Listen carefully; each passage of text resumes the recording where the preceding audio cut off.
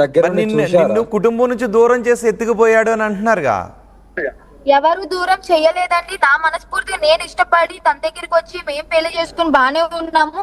మా పేరెంట్స్ విషయం అంటారా, వాళ్ళని రమ్మంటాము. కానీ ఇప్పుడే కాదు, కొంచెం టైం తీసుకుని వాళ్ళు కూడా మేము మా దగ్గరే ఉంచుకుంటాము. వాళ్ళు ఒప్పుకుంటే. వాళ్ళు ఒప్పుకోకపోతే ఇంకెక్కడో దూరంగా ఉండి చూసి హ్యాపీగా ఫీల్ అవడం తప్ప, వాళ్ళు ఒప్పుకుంటే మాత్రం 100% మేము మా దగ్గరికి అయితే మేము వాళ్ళని తీసుకొచ్చుకుంటాం.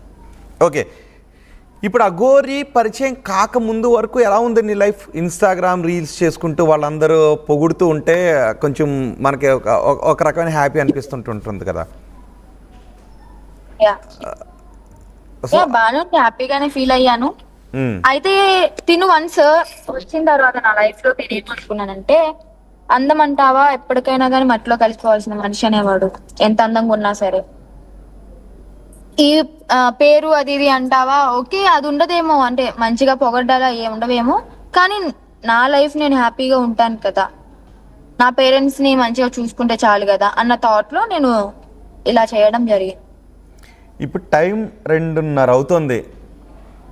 ఇంటి దగ్గర ఉంటే హాయిగా ఒక ఫ్యాన్ కిందో ఏసీ కిందో కూర్చొని మంచి డైనింగ్ టేబుల్ మీద కూర్చొని కంచంలో మంచిగా కావాల్సింది తినేదాన్ని. పొద్దునుంచి ఏం తిన్నావు అసలు?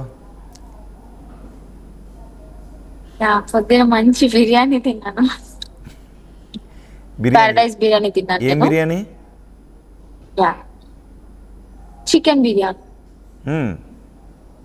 నేను నాన్ వెజ్ తింటాను.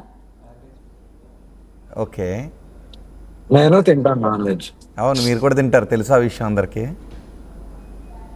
మరి భయం అంటే మనిషి నాన్ వెజ్ తింటారు, నేను కోడి నాన్ వెజ్ తింటాను. ఆయన ఏం నాన్ వెజ్ తింటాడు? ఆయన మనిషి నాన్ వెజ్ తింటారు, నేను కోడి నాన్ వెజ్ తింటాను. అందుకే నాది కోడి బ్రెయిన్, ఆయనది మనిషి బ్రెయిన్.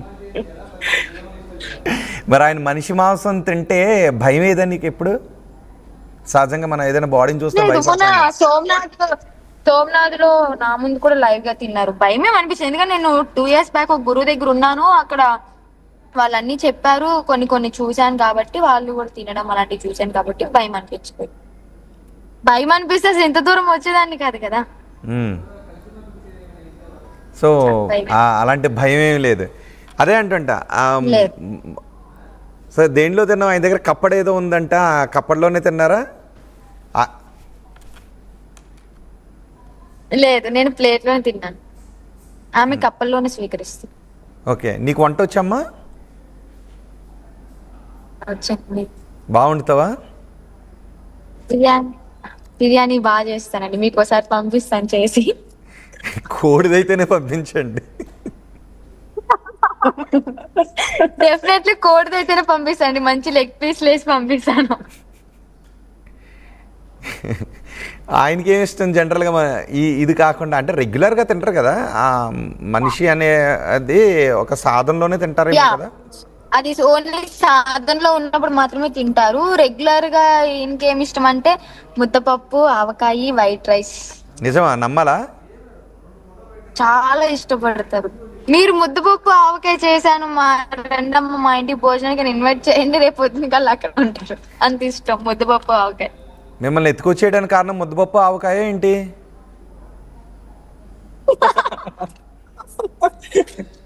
కాదండి, కాదు. అక్కడ నరకం అనుభవించింది కదా, నరకం అక్కడ అంటే నాకు ఒక్కదానికే తెలుసు. రాత్రి బిగ్ టీవీలో కూడా నేను చెప్పుకున్నాను, నేను ఎంత బాధ అనుభవించాను చిన్నప్పటి నుంచి.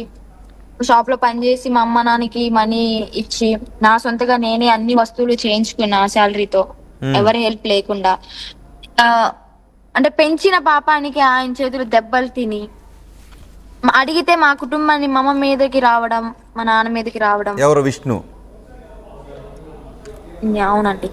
సో నేనైతే ఈమె పరిచయం అయిన తర్వాత ఒకటే ఫీల్ అయ్యాను, నాకు సేఫ్టీ ఈమె దగ్గర బాగా ఫీల్ అయ్యాను. ఇంకోటి ఏంటంటే, ఓకే నరకం నుంచి నాకు రిలీఫ్ ఉంటదిరా బాబు అనుకునైతే, అది మెయిన్. అసలు నరకం నుంచి బయటపడ్డానైతే అనుకుంటా.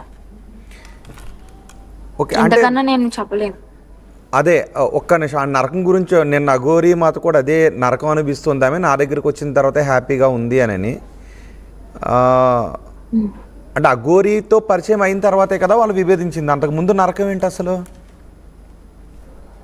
అంతకు ముందు ఏంటంటే చిన్న చిన్న విషయాలకి కొడుతాడు, అంటే ఏదన్నా ఒక విషయం ర్యాపిడో బుక్ చేసుకుని నేను 1 o'clockకి అగోరి అమ్మ దగ్గరికి వెళ్ళాను. మంగళగిరి వచ్చారు టోల్ గేట్ దగ్గర అంటే ర్యాపిడో బుక్ చేసి క్యాన్సిల్ చేసా. బండి కనిపించలే ఇంటి ముందు. సరే బండి లేదు అన్నయ్య వేసుకెళ్ళడేమో అని చెప్పని ర్యాపిడో బుక్ చేసా. అంతలోకి విష్ణు బండి వేసుకుని వచ్చేసాడు. సో ర్యాపిడో క్యాన్సిల్ చేసా అతని ముందే. క్యాన్సిల్ చేసి అన్న బండి అన్న నేను వెళ్తాను అంటే ఎక్కడికి వెళ్తావు అని చెప్పని చెంప మీద ఒక్కడు బీకాడు.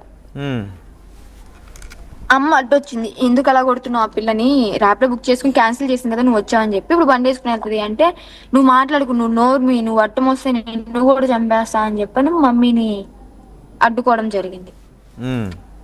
తర్వాత ఓకే కొట్టాడు. కొట్టిన తర్వాత మీ చావు మీరు చావండి అని చెప్పని అన్నాడు. నేనైతే ఒకటే మాట అన్నాను, అసలు నువ్వెవడు నన్ను కొట్టడానికి, నీకు నాకు ఏంటి సంబంధము, పెంచిన దానికి ఇలా కొడతావా అని చెప్పని గట్టిగా మా మమ్మీ మా ఫ్యామిలీ ముందే అనేసాను. ఆ మాటకి నీ చేత ఇన్ని మాటలు అనిపించుకోవాలా వచ్చి అనుకుంటూ వెళ్ళిపోయాడు.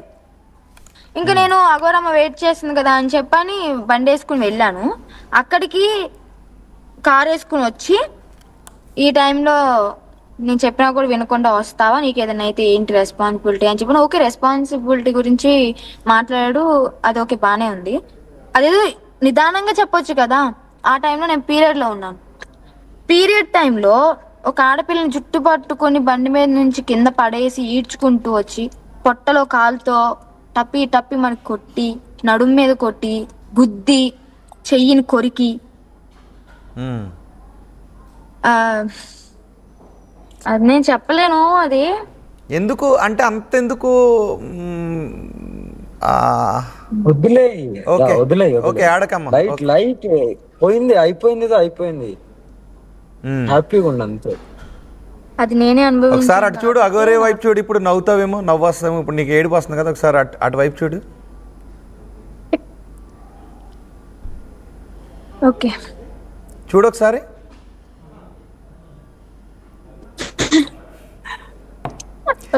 భరోసా కనబడుతుందా ఆయన ముఖంలో?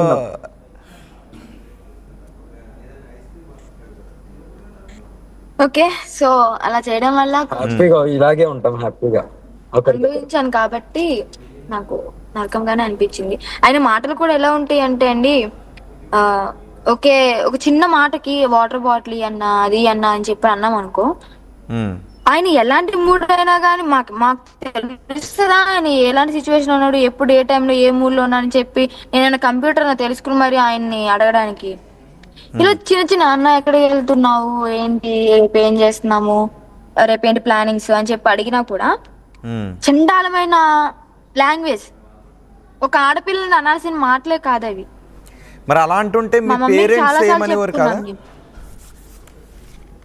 మా పేరెంట్స్ నే కొట్టడానికి వచ్చేవాడు. మెయిన్ ఇక్కడ ఏంటంటే మా అన్నయ్యని గాని మా నాన్న గాని తన గ్రిప్ లోకి తీసేసుకున్నాం. మా మమ్మీయే ఇంతవరకు తన గ్రిప్ లో లేదు. ఇప్పుడు ఏమన్నా మరి అతని మాటలు ఏంటో ఏమో తెలియదు కానీ వాళ్ళైతే టోటల్లీ మా ఫాదర్ అండ్ బ్రదర్ అయితే ఆయన గ్రిప్ లో అయితే ఉన్నారు. ఇప్పటికి కూడా స్టిల్ నౌ విష్ణు కనిపించట్లేదు కానీ గైడెన్స్ అయితే ఇస్తున్నాడు. అంటే ఇప్పుడు నువ్వు అఘోరితో వెళ్ళటాన్ని నేనైతే ఒకటే చెప్తాను విష్ణుకి, ఒకటే చెప్తాను విష్ణుకి, నా జోలికి రాకు. ఓకే పెంచావు దానికి థ్యాంక్స్, మా ఫ్యామిలీని కూడా పోషించావు, నేను అలాగే నీకు ఎలాగో హెల్ప్ చేయాలో అలాగా మనీ పరంగానో ఎలాగో హెల్ప్ చేశాను. కానీ నా హ్యాపీనెస్ ని నా లైఫ్ ని నేను ఇష్టపడ్డ వ్యక్తిని అడ్డుకోవడానికి నీకేం హక్కు ఉంది అని నేను అడుగుతున్నాను. ఓకే అడ్డు పడకు, ఇంకా నా జోలికి రాకు, మేమిద్దరం కలిసి ఉంటున్నాము హ్యాపీగా, విడగొట్టాలని చెప్పి ప్రయత్నించకు. నువ్వు మమ్మల్ని వదిలేస్తే విష్ణు దగ్గరికి మళ్ళీ వెళ్దాం. ఇప్పుడు మీ పేరెంట్స్ కూడా ఇప్పుడు వ్యతిరేకించాను కంటే వచ్చే అమ్మ మా దగ్గరికి అని పిలుస్తున్నారు కదా, అంటే అది మనస్ఫూర్తి